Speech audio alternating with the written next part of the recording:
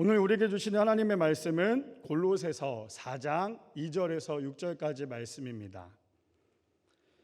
기도를 계속하고 기도에 감사함으로 깨어 있으라. 또한 우리를 위하여 기도하되 하나님이 전도할 문을 우리에게 열어주사 그리스도의 비밀을 말하게 하시기를 구하라. 내가 이 일 때문에 매임을 당하였노라. 그리하면 내가 마땅히 할 말로써 이 비밀을 나타내리라. 외인에게 대해서는 지혜로 행하여 세월을 아끼라. 다 같이 읽겠습니다. 너희 말을 항상 은혜 가운데서 소금으로 맛을 낸과 같이 하라. 그리하면 각 사람에게 마땅히 대답할 것을 알리라. 아멘. 오늘 말씀의 제목은요, 사명을 감당하기 위해서는 이라는 주제를 가지고 우리 함께 말씀을 나누고자 합니다. 우리 성도님들 2022년도가 시작한 지 얼마 안 된 것 같은데요, 어느덧 4월 달이 되었습니다.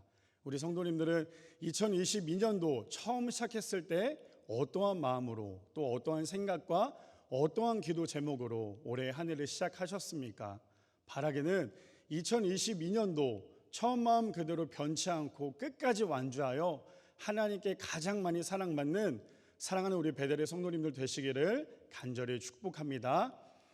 지금 현재 환절기 기간입니다. 그래서 감기 때문에 많이들 힘들어하고 계시는데요, 면역력을 높이기 위해서 가벼운 운동이나 또 따뜻한 물도 많이 드셔서 우리의 영육간이 강건해져서 오늘도 이 시간 가운데 하나님의 말씀이 우리 삶 가운데 예민하게 반응할 수 있는 귀한 이 저녁이 되기를 축복합니다.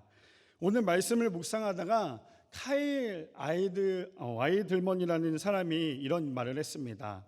모든 것이 끝났다고 여기는 그 지점이 당신이 주님께 온전히 쓰임받을 수 있는 최적의 장소다라는 말을 했습니다. 다시 한번 읽어드리면, 모든 것이 끝났다고 여기는 그 지점이 당신이 주님께 온전히 쓰임받을 수 있는 최적의 장소다라고 얘기합니다. 하나님께서 주신 우리의 귀한 그 사명은요, 나의 힘과 나의 소유가 아닌 모든 것을 다 내려놓고 하나님께 나의 시선이 고정되었을 때 하나님의 전적인 능력으로 사명을 잘 감당하는 우리 모두가 되기를 축복합니다. 예전에 TV에서 1,000원의 밥상이라는 주제로 광주의 한 시장의 할머니를 소개한 적이 있습니다. 그분은요, 365일 쉬지 않고 1,000원짜리 백반을 판매하였습니다. 할머니께서 1,000원의 백반집을 운영하게 된 계기는요, 몇 차례 사업을 실패했고요, 또 사기까지 당했습니다. 빈털터리일 때 오히려 가난한 사람들을 도와야겠다는 생각에 1,000원짜리 식당을 열게 되었습니다. 싸도 너무 쌌던 터라 어떠한 PD가 이제 그것을 취재하게 되었는데요, PD가 이러한 질문을 합니다. 할머니, 1,000원짜리 백반을 팔면 남는 것이 하나도 없지 않으세요? 라고 질문을 했습니다. 그러자 할머니께서 씩 웃으면서 이렇게 이야기를 합니다. 1,000원은 이익을 남기려는 것이 아니라 부끄러워 말고 떳떳하라고 받는 돈입니다 라고 이야기를 했습니다.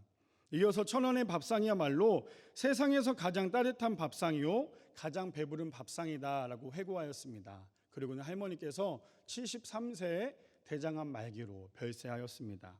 할머니의 사명은 가난한 사람들에게 따뜻한 식사 한 끼를 대접하는 것이었습니다.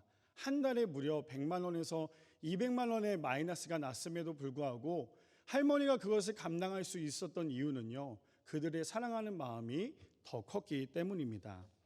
우리는 지금 하나님께서 주신 사명을 어떻게 감당하고 계십니까? 지금 내 앞에 놓여진 현실 때문에 사명을 멀리하고 있으십니까?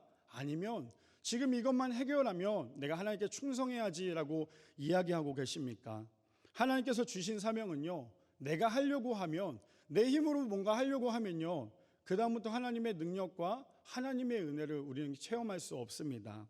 바라기는 하나님께서 주신 사명은요, 세상을 바라보고 좌절하고 있는 것이 아니라, 세상을 쫓느라 겉만 화려한 것이 아니라 하나님 한 분만 바라보고 그분께서 우리를 통해 일하실 것을 기대하여 전적으로 하나님만 의지하고 하나님께 영광 돌리는 사랑하는 우리 베델의 성도님들 되시기를 축복합니다.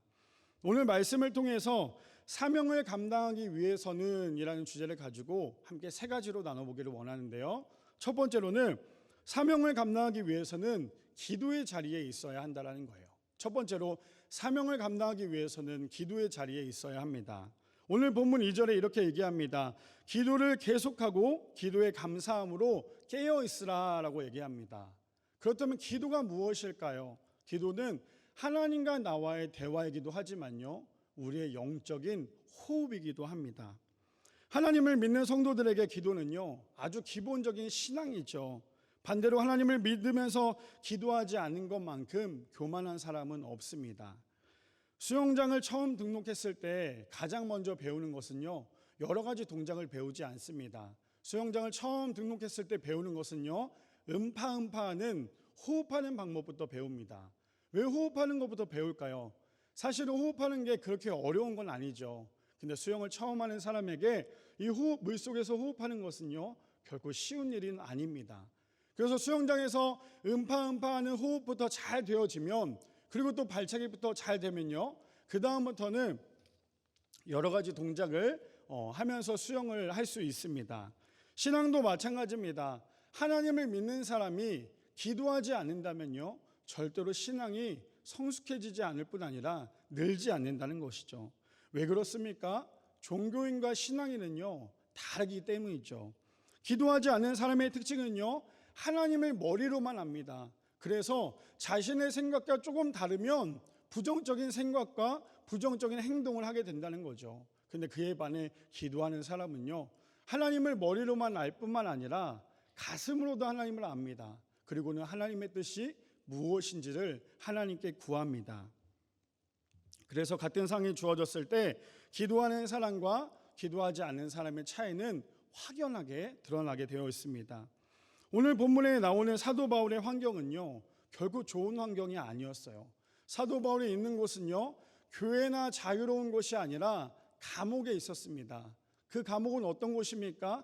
내가 하고 싶은 대로 할 수 있는 것이 아무것도 없는 것이 감옥이죠. 그래서 밥을 먹어야 할 때는 밥을 먹어야 되고요, 청소를 해야 될 때는 청소를 해야 되고요, 운동을 해야 될 때는 운동을 해야 합니다. 그만큼 나를 위한 자유가 없다라는 것이죠. 그런 좋지 않은 상황 속에서 바울은요, 골로새 성도들에게 이렇게 이야기합니다. 좀 전에 읽었던 2절에 계속 기도를 계속하고 기도에 감사함으로 깨어 있으라라고 얘기합니다. 그뿐 아니라 데살로니가전서 5장 17절에 같은 말을 하는데요, 쉬지 말고 기도하라라는 말까지 합니다. 사실 기도라는 것은요, 나에게 어려움이 닥쳐올 때에 기도가 나오지 않아요. 너무 힘들다 보니까 기도조차도 나오지 않는 것이 현실입니다. 사실 사도 바울이 있는 감옥에서도요, 기도한다는 것은 결코 쉬운 문제는 아닙니다. 그러나 사도 바울이 기도하기를 계속하고 기도에 감사함으로 깨어 있으라고 말합니다. 우리의 상황 속에 내 상황이 버겁고 힘이 들 때 기도가 나오지 않습니다. 왜 그렇습니까? 하나님보다 나의 문제를 더 크게 생각하기 때문입니다. 만약에 나의 어려움보다 하나님을 더 크게 생각을 한다면요, 그것은 문제가 되지 않습니다. 그러나 하나님보다 내 상황이 더 버거우니까 하나님을 찾지 않고 그 문제만 생각하게 된다는 것이죠. 사실 하나님은요, 우리가 생각하고 있는 그 문제에는 하나님에게는 문제가 되지 않다라는 것이죠. 그래서 우리가 어려움이 있을 때 가장 먼저 해야 하는 것은 내가 기도하는 그 대상이 누구인지를 먼저 확실하게 알아야 합니다. 중언부언하는 것이 아니라 내가 누구를 위해서, 내가 누구에게 기도를 하고 있는지에 대해서 우리가 먼저 확실하게 알아야 하는데요, 로마서 8장 32절에 보니까 이렇게 얘기합니다. 자기 아들을 아끼지 아니하시고 우리 모든 사람을 위하여 내주시니가 어찌 그 아들과 함께 모든 것을 우리에게 주시지 아니하겠느냐. 고린도전서 3장 21절에서 23절에도 이렇게 얘기합니다. 그런즉 누구든지 사람을 자랑하지 말라. 만물이 다 너희 것임이라. 바울이나 아볼로나 게바나 세계나 생명이나 사망이나 지금 것이나 장래 것이나 다 너희 것이요 너희는 그리스도의 것이요 그리스도는 하나님의 것이로다라고 얘기합니다. 베드로는요, 예수님을 바다에서 만납니다.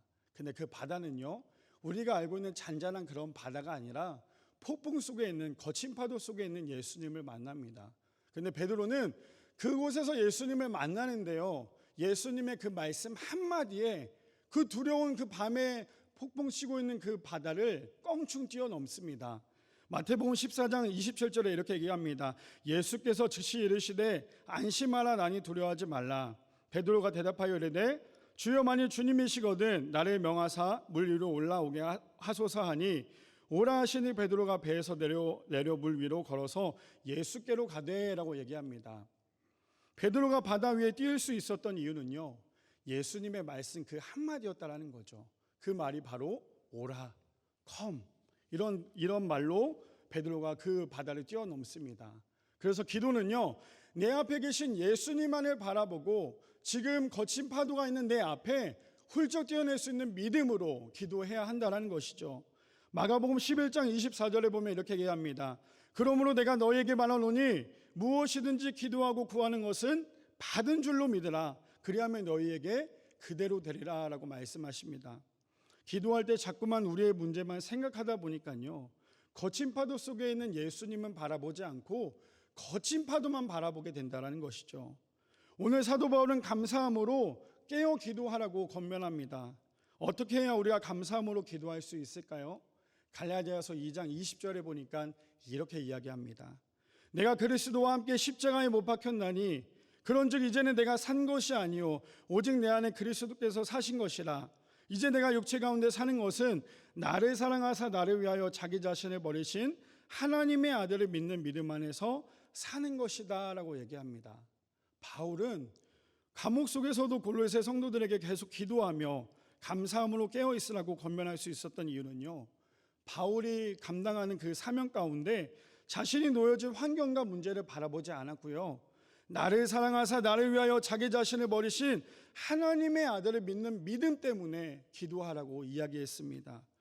그렇다면 우리 성도님들은 어떠한 마음으로 하나님께 기도하고 계십니까? 하나님께서는 사도 바울에게 주셨던 것처럼 우리 모두에게도 사명을 주셨습니다. 내가 힘이 있으니까, 내가 돈이 있으니까, 내가 능력이 있으니까 내 힘으로 하나님의 일을 감당하고 계십니까? 물론 내 힘으로 하나님의 일을 감당하면요, 지금은 당장 조금 티는 날 수 있어요. 근데 그 티 때문에 나중에 내가 무너지는 교만함을 볼 수밖에 없다라는 거죠. 최근에 소천하신 수영로교회 원로 목사님이신 정필동 목사님께서 이러한 말씀을 하셨어요. 엎드리면 길이 보인다라는 말씀을 하셨습니다. 엎드리면요, 길이 보인다라는 말을 했습니다.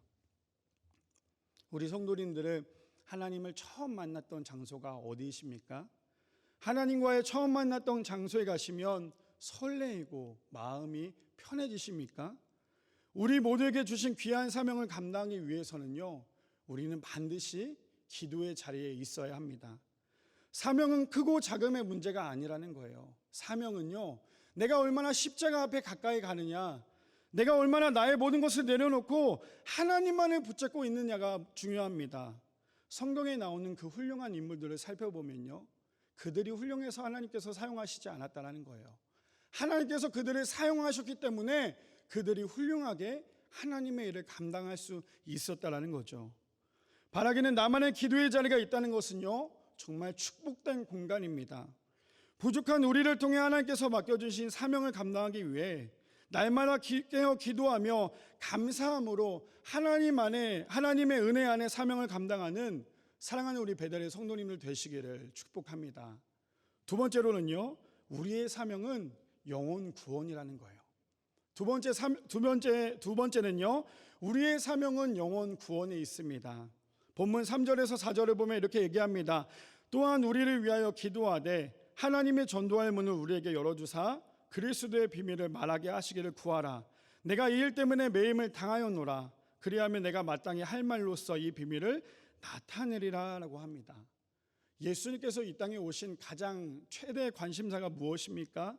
물론 수많은 이야기를 하셨지만요, 누가복음 19장 10절에 보면 이렇게 말씀하십니다. 인자가 온 것은 잃어버린 자를 찾아 구원하려 함이니라 말씀하십니다. 하나님의 최대 관심사는요, 한 영혼을 구원하기 위한 것이었다는 것이죠. 오늘 본문에 등장하는 바울은요, 기도했고 그 다음에 전도하기를 원했습니다. 바울이 있던 곳이 어떤 곳입니까? 감옥이라는 것이죠. 감옥은 제한된 공간입니다. 그런데 바울은요, 예수님께 받은 사랑이 너무나도 컸기 때문에 바울이 있는 그 어디든지 간에 그곳이 바로 전도의 공간이었다는 것이죠. 본문 3절 4절 다시 한 번 더 읽어드리면, 또한 우리를 위하여 기도하되 하나님의 전도할 문을 우리에게 열어주사 그리스도의 비밀을 말하게 하시기를 구하라. 내가 이 일 때문에 매임을 당하였노라. 그리하면 내가 마땅히 할 말로써 이 비밀을 나타내리라 라고 합니다. 여기서 나오는 그 비밀이라는 말은요, 골로새서 1장 26절에서 29절에 이렇게 얘기합니다. 이 비밀은 만세와 만대로부터 감추어졌던 것인데 이제는 그의 성도들에게 나타났고 하나님이 그들로 하여금 이 비밀의 영광이 이방인 가운데 얼마나 풍성한지를 알게 하려 하심이라. 이 비밀은 너희 안에 계신 그리스도시니 곧 영광의 소망이니라. 우리가 그를 전파하여 각 사람에게 권하고 모든 지혜로 각 사람의 가르침은 각 사람을 그리스도 안에서 완전한 자로 세우려 함이니 이를 위하여 나도 내 속에서 능력으로 역사하시는 이의 역사를 따라 힘을 다하여 수고하노라 라고 얘기합니다. 사도 바울은요, 골로새 성도들에게 중보기도를 요청합니다. 골로새 교인들에게 중보기도를 부탁했던 이유는요, 주님의 이름으로 두세 사람이 모인 곳에는 반드시 능력이 나타나기 때문이죠. 기도의 힘은요, 대단한 사람들에게만 나타나는 것이 아닙니다. 주님의 이름을 구하고요, 간절히 부르짖을 때 역사가 일어나게 되어 있습니다. 그래서 바울은 갇혀있는 감옥에서도 예수님의 사랑을 전하기 위해 골로새 성도들에게 중보기도를 요청하였습니다. 하나님과 함께 동행하는 사람은요, 거기가 어디든지 그곳이 선교지고요, 그곳이 사명지라는 사실이죠. 사도행전 8장 26절에 이렇게 말합니다. 주의 사자가 빌립에게 말하여 이르되 일어나서 남쪽으로 향하여 예루살렘에서 가사로 내려가는 길까지 가라 하니 그 길은 광야다라고 얘기합니다. 사도행전 8장 26절에서 35절은요, 하나님께서 빌립을 찾아오십니다. 그리고는 빌립에게 광야로 가라고 말씀하시는데, 광야로 가라고 말씀하신 이유는요, 전도를 하기 위함이었다는 거죠. 사실 광야라는 곳과 전도는요, 공감하기 쉽지 않은 곳입니다. 그러나 하나님께서 빌립을 광야로 보내셨고요, 그곳에서 에티오피아 내시를 만나게 하셨습니다. 사람이 생각할 때는 전도는 많은 사람들이 모인 곳에 전도가 잘 된다고 생각을 하죠. 하나님께서는 빌립을 통해 한 영혼을 준비해 두고 계셨습니다. 그래서 전도는요, 내가 잘한다고 자랑할 것도 아니고요, 내가 못한다고 두려워할 것도 아니라는 것이죠. 예전에 존경하는 목사님께서 이런 말씀을 하셨습니다. 하나님께서 우리에게 주신 두 가지의 구원이 있는데, 첫 번째 구원은 내가 하나님을 잘 믿어 하나님으로부터 구원받는 그 구원이고요, 두 번째로는 먼저 믿은 우리가 믿지 않은 사람들을 전도하는 두 번째 구원을 이야기하셨습니다. 우리의 시간은요, 하나님 외에는 아무도 알 수 없다라는 거예요. 내가 사랑하는 내 가족들, 내 지인들이 하나님을 알지 못하여서 지옥불로 가고 있는데도 불구하고 우리는 너무나 여유가 있다라는 거예요. 왜 그렇습니까? 아직도 시간이 많이 남아있다라고 생각하기 때문이죠. 혹시 아직도 내 사랑하는 가족들, 지인들이 하나님을 알지 못한다면 우리는 매일매일 그들에게 복음을 전해야 합니다. 혹시 만약에 내가 복음을 전했는데 그 사람들이 안 믿는다고 해서 나에게 창피함이 오면 어떡할까? 아니면 우리 부모님이 너무 무서운데, 내 남편이 무섭고 내 아내가 무서운데 그럼 어떻게 복음을 전해야 될까? 베드로전서 4장 14절에 보니까 이렇게 말합니다. 너희가 그리스도의 이름으로 치욕을 당하면 복이 있는 자로다. 영광의 영 곧 하나님의 영이 너희 위에 계심이라 말합니다. 하나님은 우리와 함께 하신다는 거예요. 우리가 하나님 때문에 욕을 먹으면 그것이 축복이라는 사실을 반드시 기억하기를 바랍니다. 우리가 전도할 때에 전도지를 줬는데 받는 사람이 그것을 받지 않아요. 때로는 그것이 민망할 수가 있죠. 아니면 전도지를 줬는데 받는 사람이 우리를 향해서 손가락질합니다. 근데 그것 때문에 주눅들 들 필요가 없다고 성경은 이야기하고 있다는 거죠. 차라리 한 번 창피하고요, 한 번 욕먹고요, 한 번 맞는 것이 내 사랑하는 가족들, 내 사랑하는 지인들이 지옥불로 가는 것보다 낫지 않겠습니까? 우리는 영혼 구원에 확실한 사명이 있으십니까? 오늘 본문 3절에 보니까 하반절에 이렇게 얘기합니다. 내가 이 일 때문에 매임을 당하였노라 라고 얘기합니다. 여기서 내가 매임을 당하였노라 라는 의미는요, 바울이 이방인들에게 복음을 전한 사실 때문에 감옥에 갇힌 것과요, 바울이 감옥에 갇힌 것은 이방인들에게 그리스도의 복음을 전하기 위함이라는 의미를 가지고 있습니다.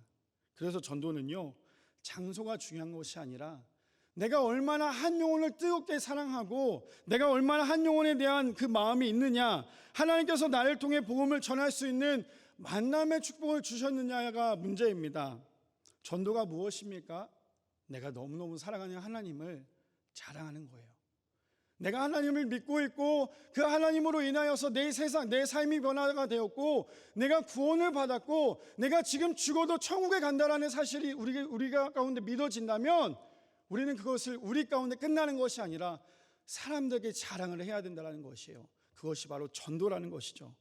사도 바울은 하나님에 대한 사랑과 사명에 대한 확신이 있었습니다. 그러니 사도 바울은요, 자신의 현실의 벽을 뛰어넘어 사명을 감당했습니다. 사도 바울은 이방인들을 전도했다는 이유만으로 감옥에 들어갔어요. 그런데 사도 바울은 감옥에서 하나님을 원망하지 않았어요.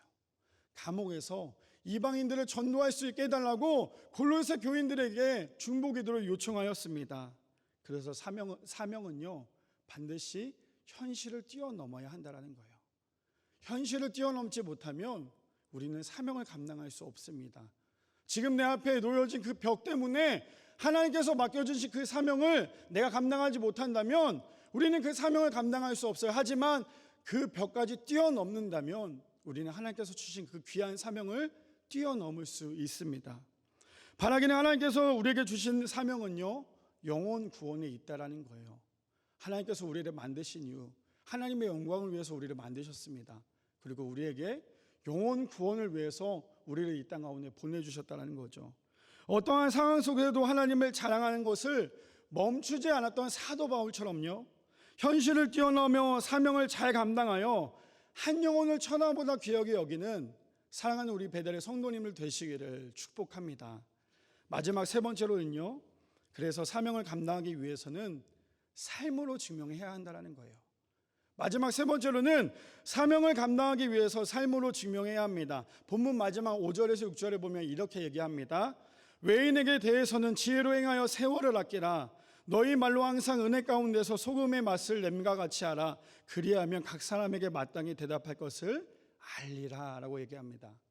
우리가 사명을 감당하기 위해서는요, 첫 번째로 기도의 자리에 있어야 되고요, 우리의 사명은 영혼 구원에 있고요, 우리가 사명을 감당하기 위해서는 우리의 모습을 통해, 우리의 삶을 통해 하나님을 믿는 것을 증명해내야 한다는 거죠. 서두에 이야기했던 1,000원의 백반집을 운영하셨던 할머니의 삶은요, 믿는 사람과 믿지 않는 사람에게 감동을 주었습니다. 사실 삶으로 증명한다는 것은요, 결코 쉬운 일은 아니라는 거죠. 삶으로 증명하기 위해서는 우리의 옛 모습을 다 버려야 한다는 거예요. 완전히 내가 죽어야지만 우리가 삶으로 증명할 수 있다는 거죠. 할머니는 자신이 했던 사업이 망하고요, 사기까지 당하면서 누구를 원망하기보다는 자신과 같이 처지에 놓여져 있는 사람에게 밥 한 끼를 대접해야겠다는 생각을 했습니다. 사실 보통 사람이라면요, 남을 원망하거나 나를 원망하느라 시간을 보내겠지만 할머니는 자신의 옛 모습을 완전히 죽이고요, 남을 섬기며 살았습니다. 오늘 본문의 사도 바울은 믿는 사람들이 믿지 않는 사람들을 위해서 삶으로 증명해야 된다고 이야기합니다. 로마서 12장 14절에서 18절에 보면 이렇게 이야기합니다. 너희를 박해하는 자를 축복하라. 축복하고 저주하지 말라. 즐거워하는 자들과 함께 즐거워하고 우는 자들과 함께 울라. 서로 마음을 같이하며 높은 데 마음을 두지 말고 도리어 낮은 데 처하며 스스로 지혜는 체하지 말라. 아무에게도 악을 악으로 갚지 말고 모든 사람 앞에서 선한 일을 도모하라. 할 수 있거든 너희로서는 모든 사람과 더불어 화목하라 라고 얘기합니다. 그래서 팀 켈러 목사님께서요, 이렇게 말씀하셨습니다. 크리스천이라면 교회 구성으로서 뿐만 아니라 사회의 시민으로서도 주님의 뜻을 드러낼 수 있도록 노력해야 한다라고 얘기하셨습니다. 하나님을 믿는 성도라면요, 교회에서만이 아니라 하루하루 살아가는 세상 속에서도 우리의 모습을 통해 그리스도의 모습을 보여야 합니다. 그뿐 아니라 팀 켈러 목사님께서 또 이렇게 말씀하셨어요. 혼자 있을 때가 나의 신앙이다. 우리가 남들에게 보여주기 위한 그런 신앙이 아니라요, 나 혼자 골방에 있거나 나 혼자 있을 때가 신앙이다라고 말합니다. 그래서 우리는요, 하나님의 자녀답게 반드시 살아가야 한다는 거예요. 남들 보기 좋게 살아가는 것이 아니라 하나님의 모습을 닮아가며 하나님 앞에 우리는 반드시 자녀답게 살아가야 한다는 거죠. 오늘 본문 6절에 보면 이렇게 얘기합니다. 너희 말을 항상 은혜 가운데서 소금으로 맛을 됨과 같이 하라. 그리하면 각 사람에게 마땅히 대답할 것을 알리라 라고 말합니다. 성경에서요, 하나님을 믿는 사람들에게 세상의 빛과 소금의 역할을 감당하라고 이야기합니다. 세상의 빛이 되기 위해서는요, 반드시 어둠이 필요하다는 것이죠. 믿는 사람이 빛이라면 빛을 잘 사용할 수 있는 어둠이 필요하다는 이야기입니다. 그러나 이기적인 생각에 빛만 추구하다 보면요, 결국 어두움을 놓치고 맙니다. 하나님을 믿는 크리스천끼리 뭉쳐서 빛을 만들어낸 것도 너무너무 중요하지만요, 그 빛을 사용하기 위해서 반드시 어둠 속에 들어가라는 거예요. 무슨 말입니까? 우리가 하나님을 믿고요, 예배 시간에 예배를 잘 드립니다. 하나님을 사랑한다고 이야기합니다. 그런데 저 문을 열고 나가는 그 순간부터 우리의 삶 가운데 예배가 되지 않는다면 우리는 소금으로서 빛으로서의 역할을 감당할 수 없다라는 것이죠. 예수님께서 이 땅에 오신 이유는요, 잃어버린 한 영혼을 위해 무엇보다 세상의 빛과 소금의 역할을 감당하셨기에 교회에서만의 예배자의 모습, 하나님의 믿는 모습뿐만 아니라 세상 속에 들어가서도요, 빛과 소금의 역할을 감당하는 것이 우리 믿는 사람의 모습이어야 합니다. 그래서 그런 말이 있죠. 내 주변에 있는, 내 주위에 있는 모든 사람들이 나의 선교지이다 라는 말을 합니다. 예수님을 만난 삭개오의 삶은 어떻게 변했고 증명했습니까? 누가복음 19장 8절에 보면 이렇게 얘기합니다. 삭개오가 서서 주께 여짜오되 주여 보시옵소서, 내 소유의 절반은 가난한 자들에게 주겠사오며 만일 네 것을 토색한 일이 있으면 4배나 갚겠나이다 라고 얘기합니다. 예수님을 만난 삭개오처럼요, 예수님을 만났다면 우리의 모습이 이렇게 변화되어야 되지 않겠습니까?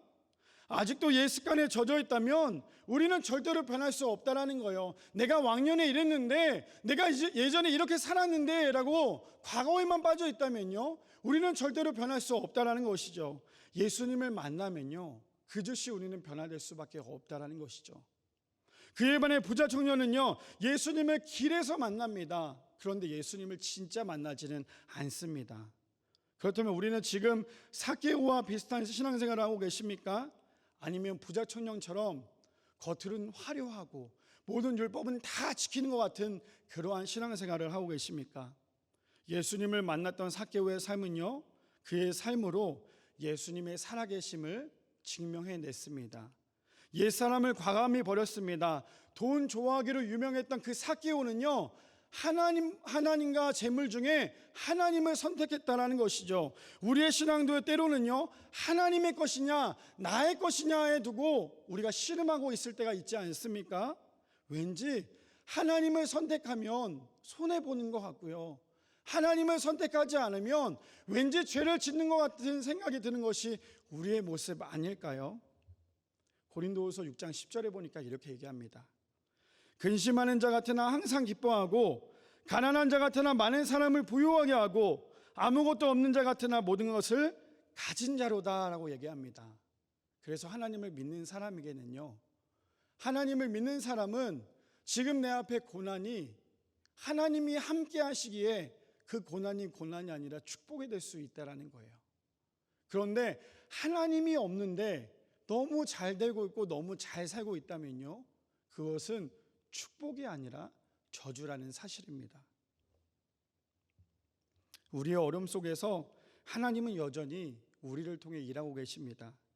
오늘도 나에게 닥쳐온 어려움은 좌절하고 쓰러짐이 아니라 하나님께 한 걸음 더 나아갈 수 있는 가장 큰 은혜이자 특권이라는 사실입니다. 하나님을 믿는 사람은 믿지 않는 사람에게 반드시 본이 되어야 합니다. 때로는 손해볼 수도 있죠. 아니요, 그냥 손해를 봐야 합니다. 나의 모습을 통해 예수님이 드러나야 함에도 불구하고 여전히 믿지 않는 사람보다 더 세상적으로 살아가고 있다면 오늘 바울이 얘기한 것처럼 소금의 역할을 감당할 수 없는 것입니다. 세상 앞에 무릎 꿇고 살라는 것이 아니에요. 세상과 타협하고 세상 앞에 굴복하라는 것이 아닙니다. 로마서 12장 21절에 보면 이렇게 얘기합니다. 악에게 지지 말고 선으로 악을 이해라 라고 말합니다. 당한 만큼 갚아주는 것이 아니라요, 그래서 악으로 악을 갚아주는 것이 아니라 악을 지혜롭게 선으로 이겨낼 수 있는 우리 모두가 되기를 소망합니다. 바라기는 우리가 사명을 감당하기 위해서는요, 반드시 기도의 자리에 있어야 한다는 거예요. 하나님의 일을 너무너무 열심히 감당하고 있는데 기도하지 않는다면 그것은요, 하나님의 영광이 아닐 수도 있어요.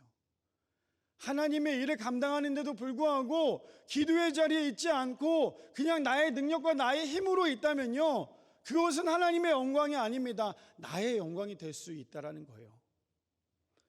한 영혼을 천하보다 귀하게 여겨야 합니다. 그리고 우리의 모습을 통해 삶으로 하나님의 살아계심을 반드시 증명해내야 합니다.